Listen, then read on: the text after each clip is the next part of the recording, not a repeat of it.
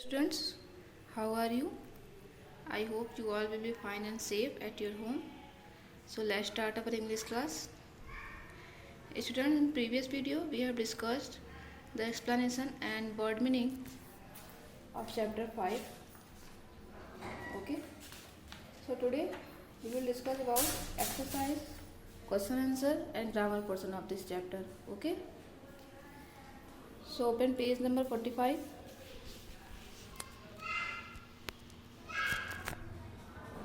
We will do this part. Okay. Exercise. We get honey from honeybees. Student, have you ever seen honey और honey bee? आपने कभी शहद और मधुमक्खी को देखा है? वो जो हनी है, शहद, वो कैसे बनता है? Do you no? So let's know about it. Okay. We get honey from honeybees. Honeybees collect nectar from flowers and make it into honey. You will be surprised to know that there is only one queen bee in a hive. They can live for 3 or 4 years.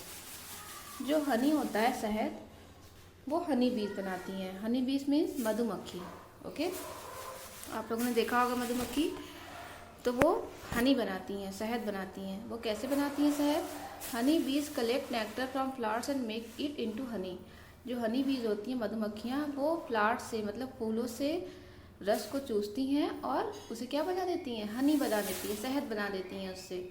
You will be surprise to know that. और आपको ये जान के surprise होगा कि there is only one queen bee in a hive. उस मधुमक्खी के छत्ते में केवल वन क्वीन होती है, वन क्वीन बी होती है. इट मीन्स एक रानी होती है. उन सभी मधुमक्खियों में केवल एक रानी होती है और वे सभी कितने साल तक जीवित रह सकते हैं? For 3 or 4 years. 3 या 4 साल तक वो सभी जीवित रह सकते हैं. Okay. Here given some words related to honey bee. यहाँ पे कुछ वर्ड्स दिए हुए हैं, हनी बी से रिलेटेड है, जिसे आपको इस वर्ड बॉक्स में सर्च करने हैं. ओके. ये सारे जो वर्ड्स दिए हुए हैं ना, ये किससे रिलेटेड है? हनी बी से, मधुमक्खी से. ओके. और आपको इन सारे वर्ड्स को इस वर्ड बॉक्स में सर्च करने हैं. Okay. First one is bee. You know what is the meaning of bee? मधुमक्खी है ना. तो बी कहाँ है? आप इस वर्ड बॉक्स में सर्च करो. यहाँ देखो, BEE बी. तो आपको ऐसे यहाँ पर सर्च करना है, BEE बी, ऐसे सर्कल कर देना है. Next is EGG egg. Egg कहाँ है? आपको सर्च आउट करने हैं, फाइंड आउट करो कहाँ है egg. What is the spelling of egg? EGG. Where is EGG egg?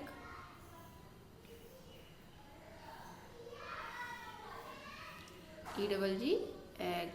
Okay. Next one is nectar. तो आपको नेक्टर की स्पेलिंग सर्च करनी है. नेक्टर की स्पेलिंग कहाँ दी हुई है? NECTAR. फाइंड आउट करो नेक्टर की स्पेलिंग कहाँ दी हुई है. This is the spelling of nectar. NECTAR, nectar. Okay. And the next one is Honey. Honey means शहद. क्वीन मीन्स रानी. मेल मतलब नर. ड्रोन्स मतलब नर मधुमक्खी. कॉलोनी मतलब जैसे वो झुंड में रहती है एक साथ, उसे बोलते हैं कॉलोनी. स्टिंगर. स्टिंगर मीन्स होता है डंक मारना. वो डंक मारती है ना मधुमक्खी, जब काट लेती है ना, तो वो कैसे काटती है? अपनी डंक मारती हैं, तो उसको बोलते हैं स्टिंगर. बिहाई मतलब होता है मधुमक्खी का छत्ता. वर्कर्स मीन्स जो काम करती हैं हनी को बनाने के लिए, छत्ते को बनाने के लिए, हनी को बनाने के लिए जो काम करती हैं ना, उनमें से जो मधुमक्खियाँ, उन्हें बोलते हैं वर्कर्स. रिप्रोड्यूस मतलब होता है जन्म देना. रिप्रोड्यूस भी तो वो करती हैं, बच्चे को जन्म भी देती हैं. ओके. तो ये जो सारे वर्ड्स हैं, इसे आपको इस वर्ड बॉक्स में सर्च आउट करने हैं. ओके.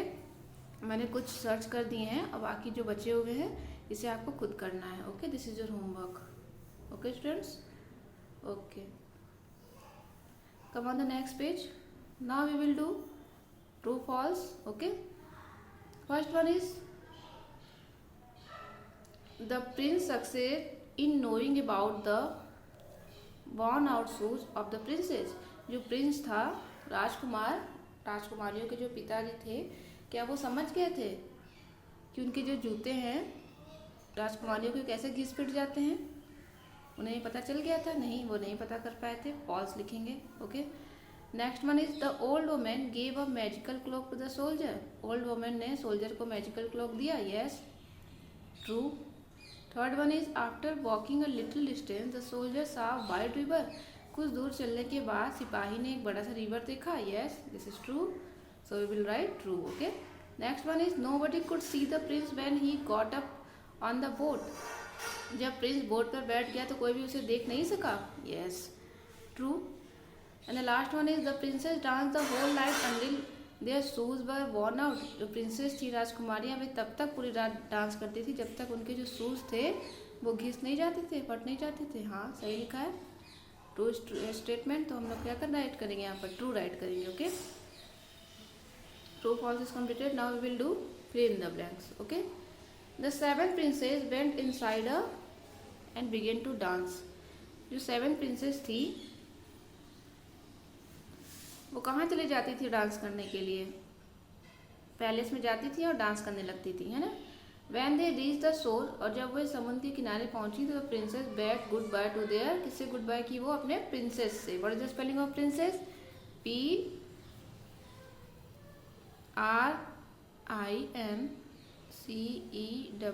PRINCESS। Okay, princess.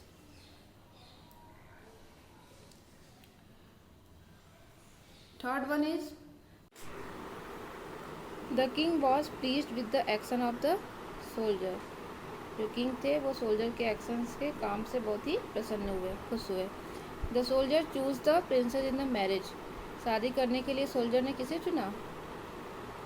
इल्डेस्ट को, सबसे बड़ी प्रिंसेस को।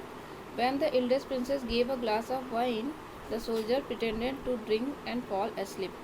जब इल्डेस्ट प्रिंसेस ने, बड़ी राजकुमारी ने उसे वाइन दिया, वाइन का एक ग्लास दिया पीने के लिए, तो सोल्जर ने क्या किया? पीने का नाटक किया, है ना, और सो जाने का नाटक किया।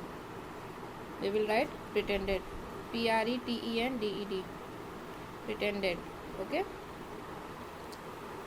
Next one is put a tick on the correct option to complete the sentence. The soldier blank what the old woman had said. Soldier ने क्या याद किया? ओल्ड वुमन की बातों को याद किया ना। So we will tick on second option, remembered. The beautiful trees at the bottom of the stars had silver leaves. There are 7 boats with the 7 princes, one in each boat. Okay, come on the next page. Each princess got into the boat and sailed away. We will tick on fourth option. The soldier showed the king tree twigs. Soldier ने राजा को क्या दिखाया? Tree ट्विंग्स, जो वो लेकर आया था। Okay students, ये आपके एक्सरसाइज कंप्लीट हो गए। Now we will do grammar portion of this chapter. Okay,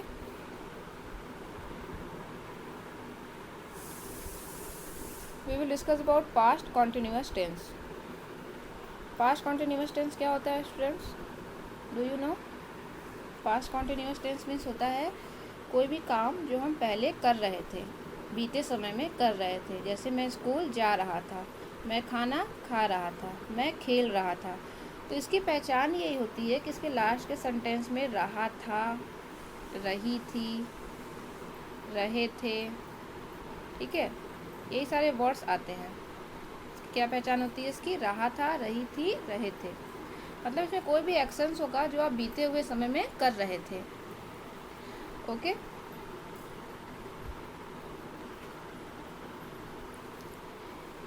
past continuous tense to describe a past action that happened over a period of time. Past continuous tense ये describe करता है कि किसी भी action को आप बीते हुए समय में कर रहे थे। ओके, इसको कैसे फॉर्म करते हैं?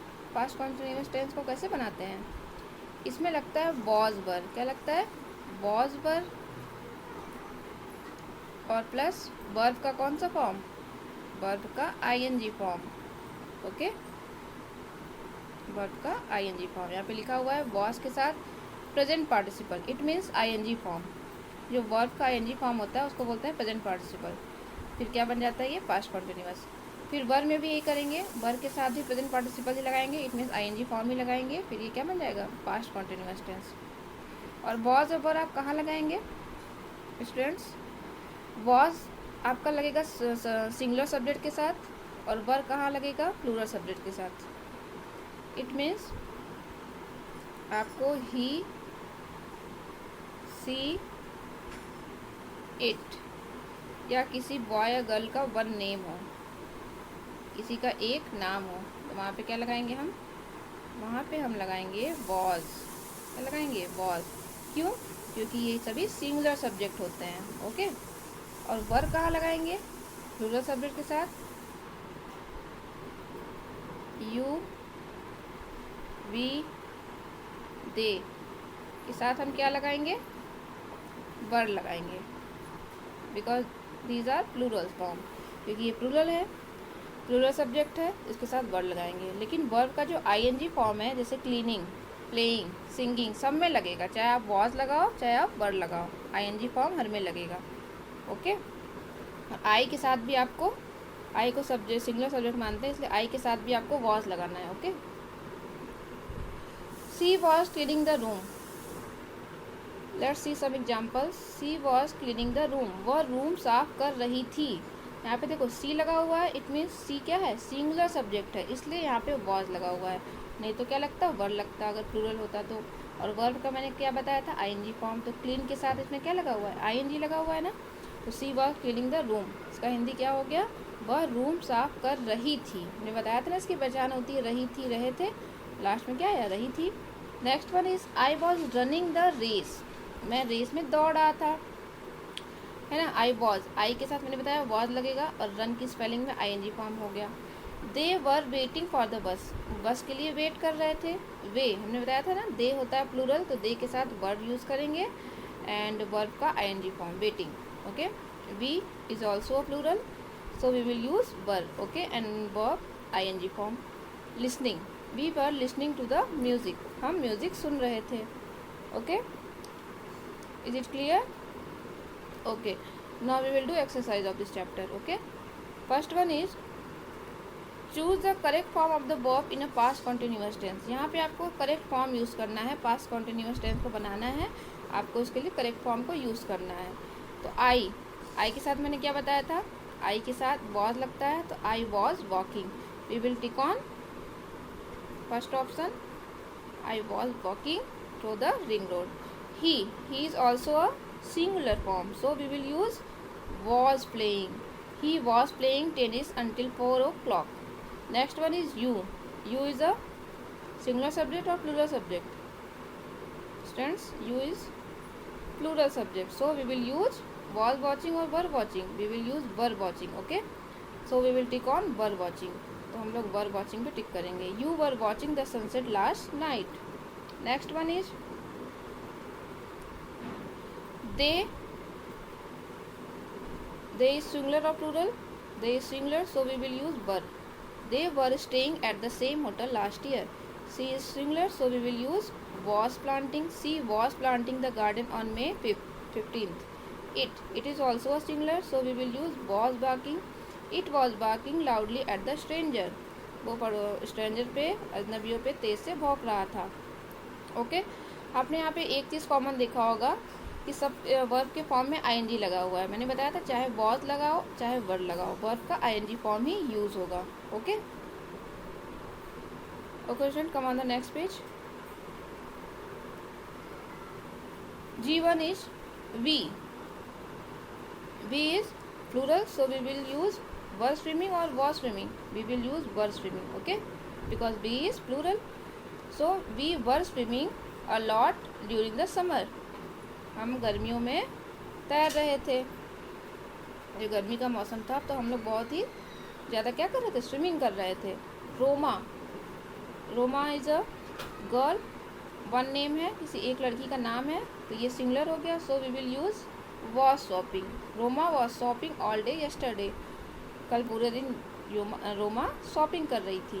Okay okay student, in next video we will discuss about other parts. Okay, दूसरे वीडियो में हम लोग इस पार्ट्स को भी कवर करेंगे और नेक्स्ट जो एक्सरसाइज बचे हुए हैं उसे कवर करेंगे। ओके।